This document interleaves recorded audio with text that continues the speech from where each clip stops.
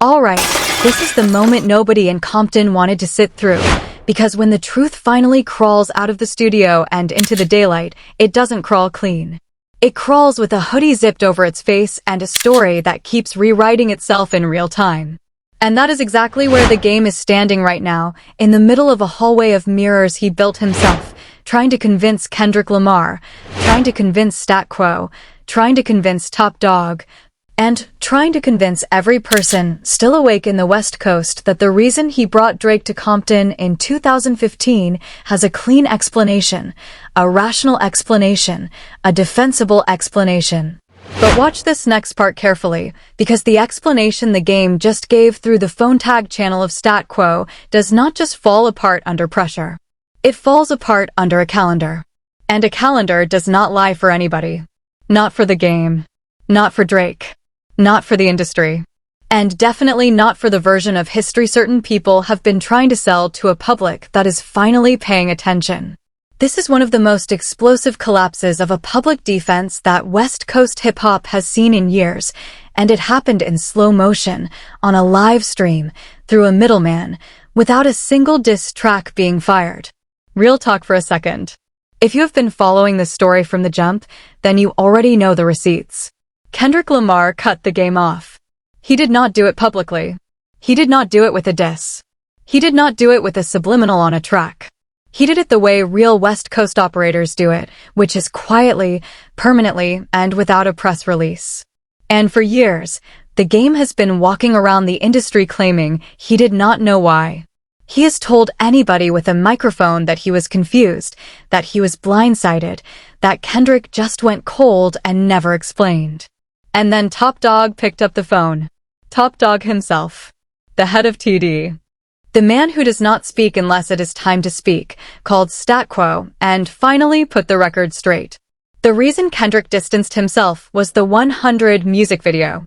It was Drake standing in Compton on Kendrick's home block, on Kendrick's home dirt, on Kendrick's home concrete, at a time when the industry already knew Drake and Kendrick were on a slow-burn collision course. And it was not only 100. Top Dawg went deeper. He mentioned the J-Rock video, the one shot at the game's house, where the game covered his own face while the TD camp was filming. That was the second cut. That was the earlier wound. And Top Dawg made it clear to Stat Quo, tell the people the real story, not the sanitized version, not the industry-friendly version, the real story that Compton has been whispering about behind closed doors for a decade. That is where Phase 1 ended and Phase 2 began. Because the game did not sit still after that story broke. The game called Stat Quo back. Stat Quo has now, by accident or by choice, become the middleman for the biggest unspoken standoff in modern West Coast hip-hop. And the game wants his side on the record. He wants to say plainly that he does not have a beef with Kendrick Lamar. He wants the world to know that he loves Kendrick Lamar. He wants everyone to understand there is no rivalry, no Cold War, no lingering hostility from his corner of the coast. And on that first point, honestly, that is exactly what a lot of us wanted to hear. Because the alternative was ugly. The alternative was the game firing off a diss track by Friday, hopping on a podcast by Monday, and turning the whole situation into another Compton civil war that the culture cannot afford to sit through right now. So when Stat Quo relayed that message, when he said the game reiterated on the phone that there is no beef between him and Kendrick and TD, that was a good start. That was the version of the game that keeps the peace. That was the version that recognizes the food chain and understands his own position inside it. But then the story kept going. And this is where the game slipped. This is where the explanation collapsed. Because when the game tried to justify why Kendrick's reaction confused him, he reached for a comparison that does not survive contact with a timeline. He told Stat Quo that when Kendrick appeared on the show Power and Kendrick knew that 50 Cent was the game's arch nemesis, the game did not feel any type of way about it. So why would Kendrick feel any type of way about the 100 video with Drake? That is the comparison the game made. That is the receipt the game brought to the phone. That is the argument the game asked Stat Quo to carry into the public record. And it is not just weak. It is upside down. It is backwards. It is broken. Because the dates do not just contradict him. The dates humiliate him. The dates make the argument look like it was drafted in the parking lot, 5 minutes before the phone call, without a single glance at a calendar app. Sit with this for a second, because this is the part nobody is going to be able to spin.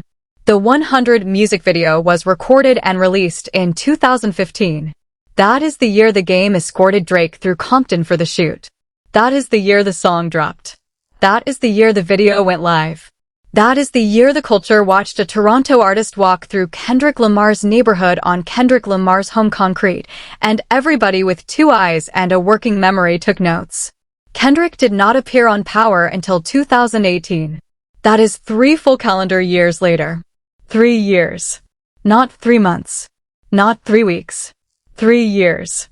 So the game is standing there in 2026 telling Stat Quo, tell Justin, tell the audience, that Kendrick should not have been upset in 2015 because of something Kendrick did in 2018. The math does not math. The clock does not clock. The story does not story.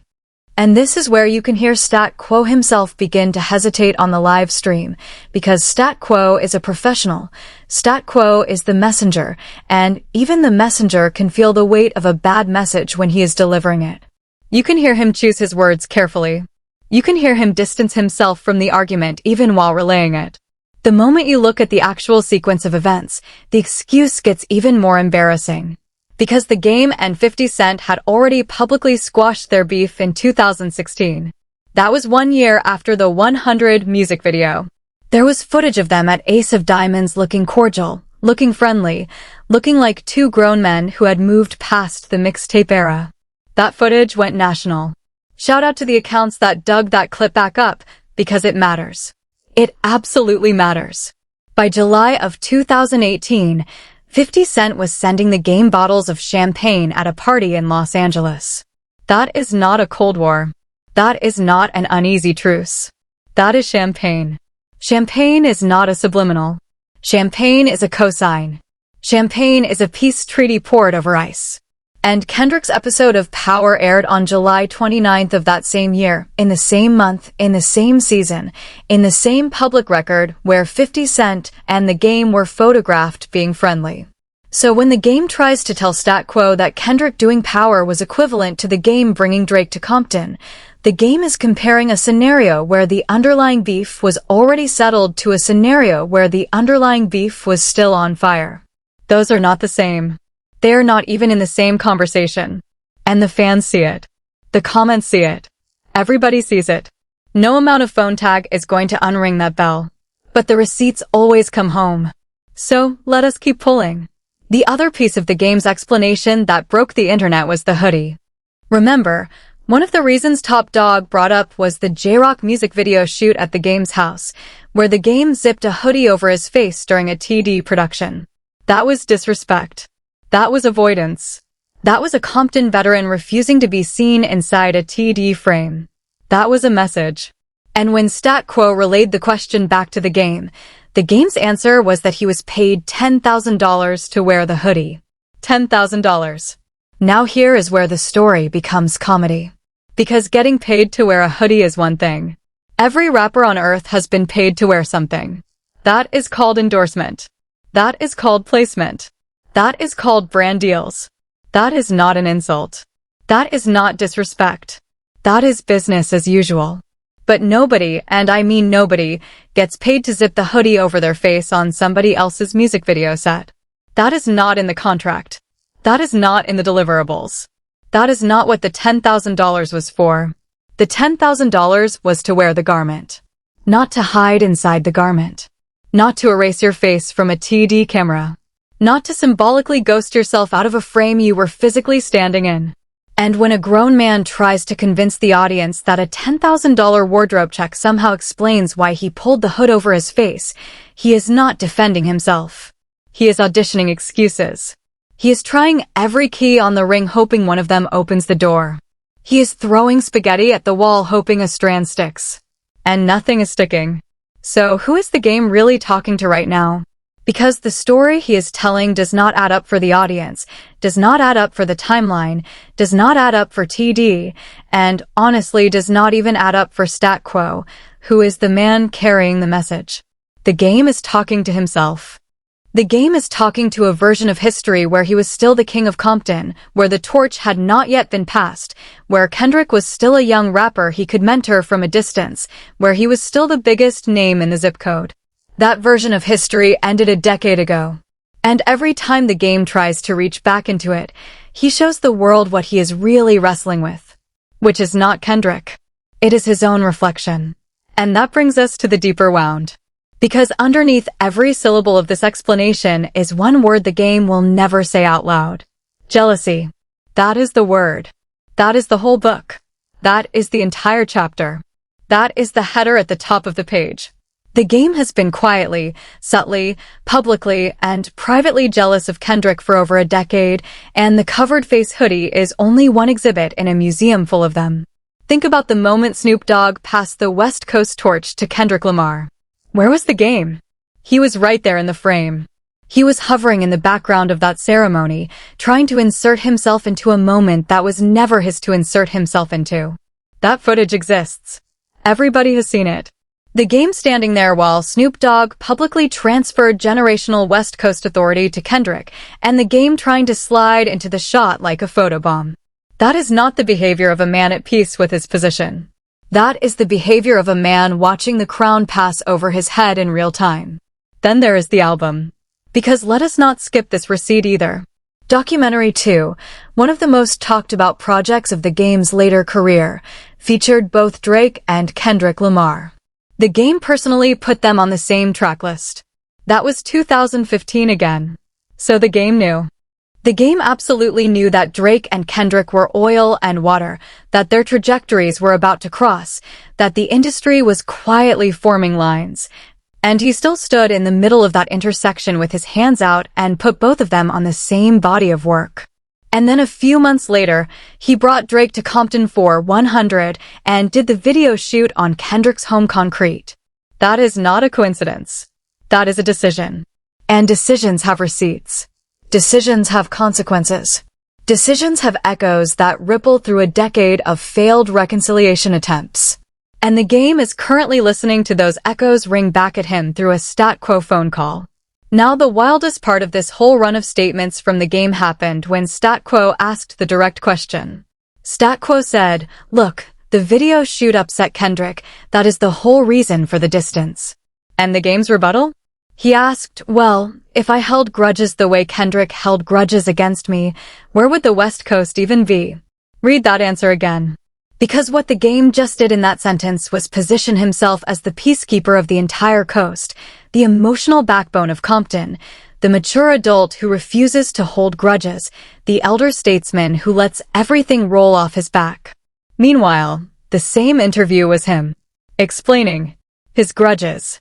He is holding a grudge against Kendrick Lamar for holding a grudge. He is bitter about the distance while claiming to be above bitterness. He is playing chess with his own reflection and losing every match. And Stat Quo, to his credit, tried to keep the conversation civil, tried to be diplomatic, tried to let the game deliver his message clean. But even Stat Quo could feel it. Even Justin on the live stream could feel it. And now the audience can feel it too. Tell me what you are seeing in the comments right now, because this is where the room splits. Some of you are going to give the game the benefit of the doubt. You are going to say he is trying, he is reaching, he is at least not swinging back with a diss. And you are not wrong to notice that. That absence matters. Because if the game actually wanted a war with Kendrick Lamar, he could have started it 3 podcasts ago. He is not. He has instead chosen the phone tag route, the Stat Quo route, the message in a bottle route. And that is meaningful. That is data. That tells you the game knows he is on the wrong side of the timeline, on the wrong side of the tape, and on the wrong side of the West Coast street parliament that decides who gets the microphone and who gets muted. But the other half of the room is going to see something different. The other half of the room is going to see a man who spent a decade quietly circling Kendrick's success, and who cannot stop finding new ways to remind everyone that he was in the room first, that he was in Compton first, that he was signed first, that he sold records first. And every one of those statements might be historically accurate, but historical accuracy is not the same as current relevance. The game is trying to litigate a case that hip-hop closed a long time ago. He was a great rapper. He is a foundational Compton voice. He put the city on Aftermath's roster. Nobody is erasing that. That legacy is written in ink. But there is a very specific pathology that happens when a legacy artist watches a younger artist not just surpass him, but redefine the entire terrain he used to own. That is what the game is walking through in real time. And every single explanation he offers, whether it is about hoodies, about power, about Drake, about documentary 2, is just another symptom of that same underlying condition. And here is another line from the game's message that landed strange. He said, "Do not put me on those lists. Do not act like I am not on the list. I went up against Jay-Z. I went up against this one. I went up against that one." And on the surface, that is a resume. That is a rap sheet of battles. That is a veteran flexing his combat record. But underneath, that is exactly the jealousy showing its face again. Because Kendrick has never had to say that sentence. He has never needed to remind anyone of the names he has stood next to. His body of work does that for him. His catalog does that for him. His stadium tours do that for him. His Super Bowl halftime does that for him. His Pulitzer does that for him. His Grammys do that for him. The moment you have to list your own battles is the moment the room already stopped asking. And the game listing his battles in the middle of an explanation about Kendrick is the tell. That is the crack in the wall. That is the sentence he did not need to say, and the sentence he could not stop himself from saying. Now let us zoom back out to the bigger picture, because this is bigger than one music video, bigger than one hoodie, bigger than one documentary 2 tracklist. This is about how the West Coast processes its own history. Compton is not just a zip code. Compton is a currency. Compton is a covenant. And every artist who claims Compton has to answer to the ledger of what they did with the city's name attached to them.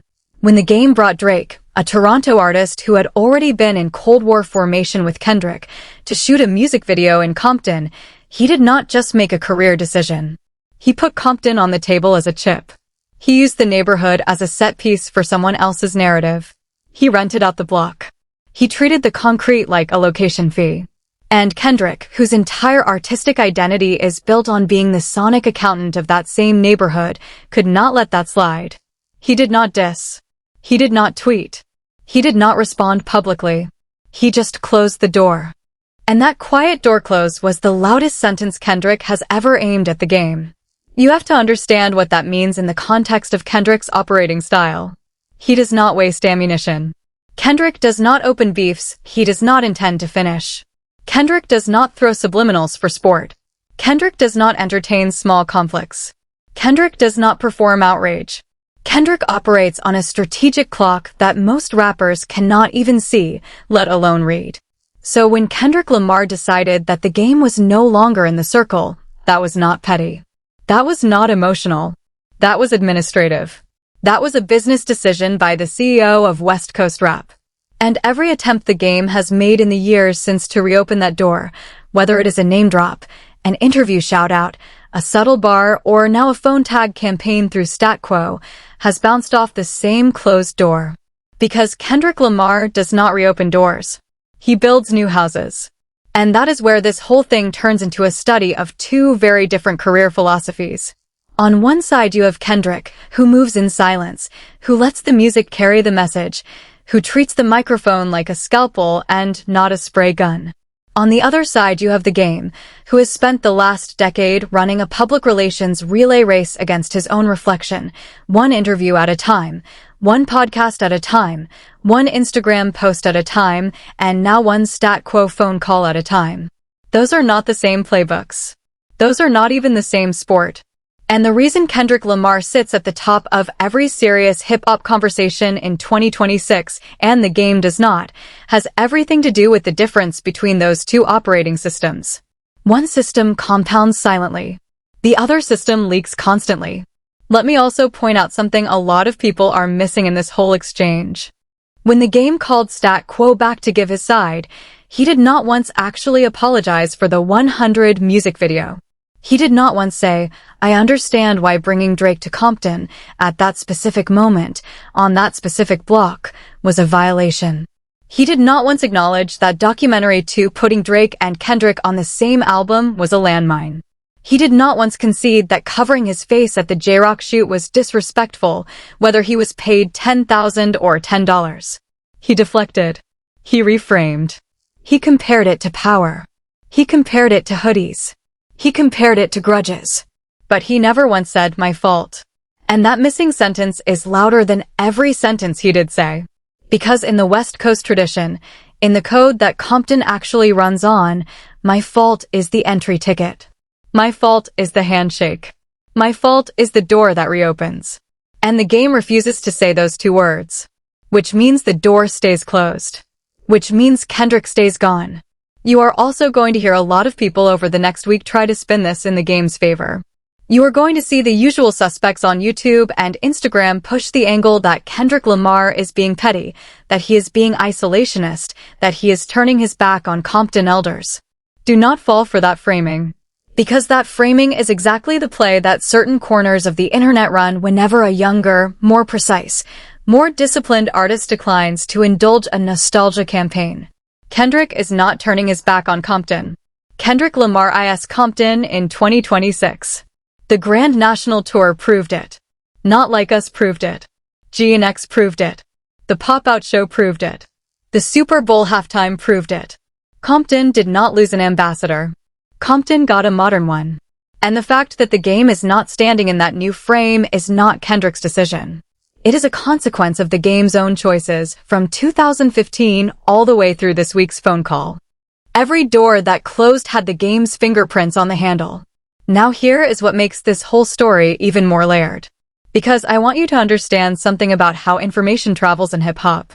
Stat Quo did not make this his story. He did not turn this into a personal soapbox. He did not milk the moment for himself. He received the call from Top Dawg. He relayed the information. He received the call back from the game. He relayed the response. He has been the phone line. He has not been the show. And that is a rare form of restraint in modern hip-hop media, where every commentator wants to become the story. So credit where credit is due. Stat Quo has handled this exchange like a professional. Justin on the live stream has handled it like a professional.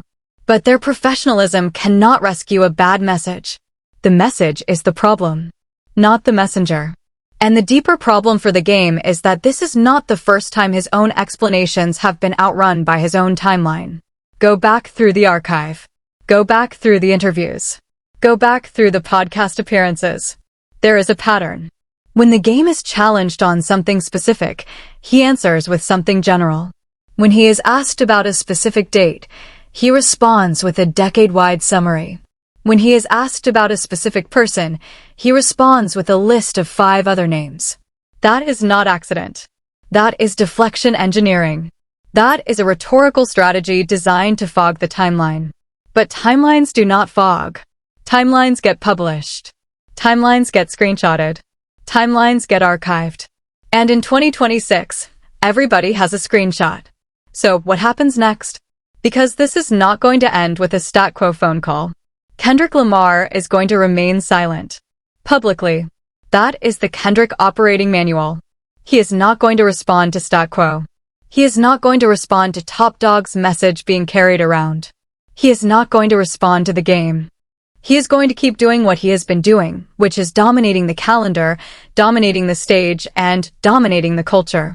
And every time the game tries to reopen the conversation, his silence is going to be a louder answer than anything he could actually say. Silence, in the Kendrick vocabulary, is its own verdict. The game, meanwhile, is going to keep trying. Because that is who he is. He is going to keep calling Stat Quo. He is going to keep doing podcasts. He is going to keep dropping hoodie explanations and power comparisons and documentary to defenses. He is going to keep listing the rappers he has battled. He is going to keep insisting there is no beef while acting like there is. And every single one of those actions is going to be another exhibit in the museum of what happens when a legacy artist cannot make peace with a generational shift. Somebody is going to say, but wait, at least the game is not dissing Kendrick Lamar right now. At least the game is trying to keep it civil. And that is true.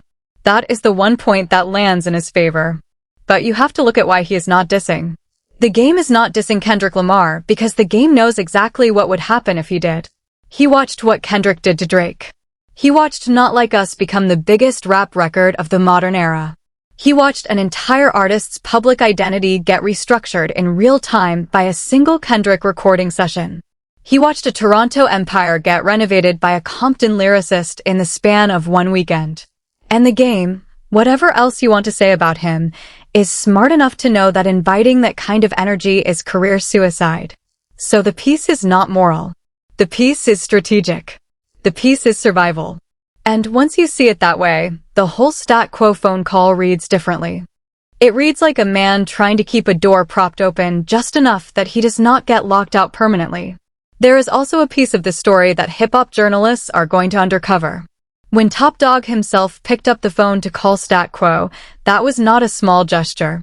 Top Dawg does not do phone calls for casual reasons. Top Dawg does not do phone calls to feed a news cycle. When the head of TD decides to correct the public record on a specific point, that is because the internal position had already been decided, agreed on, and locked in. Which means Kendrick Lamar's position on the game is not a mood. It is an institutional position of Top Dawg Entertainment. That is not one artist being sensitive. That is an entire label, an entire management structure, an entire operational unit, deciding that a certain door stays closed. And the game trying to reopen that door with a phone call to Stat Quo is like trying to unlock a corporate headquarters with a house key. Which brings us all the way back to the beginning of this story. The game says he loves Kendrick Lamar. Fine. Believe him. Take him at his word. Let us give him that. He says there is no beef. Fine. Believe that too. But love and no beef do not restore a business relationship. Love and no beef do not undo the 100 music video. Love and no beef do not uncover a face in a J-Rock hoodie. Love and no beef do not put Kendrick Lamar back on the game's track list. Do not put the game in a TD studio. Do not put the game on a pop-out stage. Do not put the game on a grand national tour bill. Those doors are closed. Not by hate. By history. And history, especially West Coast history, does not accept revisions delivered by phone tag. So, what should the game actually do if he wants any part of that relationship rebuilt? Say it clean. No comparisons to power. No hoodie invoices. No Jay-Z resume. No list of grudges he did not hold. Just the two words. My fault. That is the whole answer. And the fact that a grown Compton veteran with decades in the game cannot get himself to say those two words out loud in a phone call through a professional messenger tells you everything about why this door has stayed closed for a decade and why it will stay closed for another decade if he does not change his approach. It is not a talent issue. It is not an intelligence issue. It is a pride issue. And pride, in the Compton ledger, is the most expensive line item there is. I also want to leave you with this. Do not let anybody frame this as Kendrick being cold, being difficult, being unreachable. Kendrick Lamar is the most reachable superstar in hip-hop history for the people who move correctly. Ask SZA. Ask Baby Keem. Ask Dave Free. Ask Mustard. Ask Roddy Ricch. Ask the entire pop-out roster. Ask the young artists who have been quietly folded into the Kendrick orbit over the past 5 years. He is not closed off. He is precisely calibrated. He knows who moves in his lane and who does not. And the game, unfortunately, at some point crossed out of that lane, and every explanation he gives about why he crossed out only proves that he does not fully understand which lane he was ever in. Let us also stop and think about how this news cycle spread, because the mechanics matter. Top Dawg calls Stat Quo. Stat Quo shares the message on a live stream with Justin. The clip gets ripped and reposted across every hip-hop platform within hours. The game watches it circulate. The game calls Stat Quo back. Stat Quo shares the callback. The callback gets ripped and reposted again. And through every stage of that chain, Kendrick Lamar has said absolutely nothing. Zero. Not a tweet. Not a bar. Not a nod. Not a subliminal. Kendrick is the eye of a hurricane spinning around his own name, and he is refusing to acknowledge that the hurricane exists. That is not accident. That is discipline. That is a level of media strategy that most artists in hip-hop have never even attempted, let alone mastered. There is also a subtle piece of this whole exchange that I have not seen anyone talk about, and it is worth pausing on. Notice how the game's defense does not include a single specific thing Kendrick has ever done to hurt him. Not one. When the game says, if I held grudges the way Kendrick held grudges against me, he does not follow that sentence with an example. He does not say, remember when Kendrick did this specific thing to me. He does not name a moment. He does not name a bar. He does not name an incident. He just gestures vaguely at the idea that Kendrick has grievances of his own. But he cannot cite one. Because there is nothing to cite. Kendrick has never publicly done anything to the game. His only offense in the game's framing is the silence itself. Which is exactly the point. Silence is the offense. Distance is the crime. And the game cannot accept that he is being held accountable by the mere absence of the person he wronged. I also want to spend a minute on the fans, because the fans are watching this whole thing land, and the fans are doing exactly what fans in the modern era do. They are timestamping. They are cross-referencing. They are building threads. They are pulling old interviews. They are quoting past podcasts. They are catching every contradiction. This is not an era where an artist can float a story and hope it lands. This is an era where every sentence has to survive an audit. And the game's Stat Quo statement is not surviving the audit. The audit is chewing it up. The audit is spitting it out. The audit is filing counter-evidence in the comments of every clip that gets posted. That is the modern hip-hop court. That is the modern hip-hop jury. And the game is losing that trial in real time. Now I want to circle back to something that keeps getting missed in the fan discussion, because I think it is one of the most important pieces of this whole conversation. The game keeps framing his relationship with Kendrick Lamar as personal, as emotional, as friendship-based, as if the distance is a hurt feelings issue that can be smoothed over with the right words and the right phone call. But the distance is not personal. The distance is professional. The distance is business. The distance is a boundary drawn by an executive, ratified by an institution, and enforced by silence. And when you frame a business boundary as a personal misunderstanding, you reveal that you do not actually understand what business you are in. The game thinks he needs to convince Kendrick Lamar. He does not. Kendrick is not the deciding vote.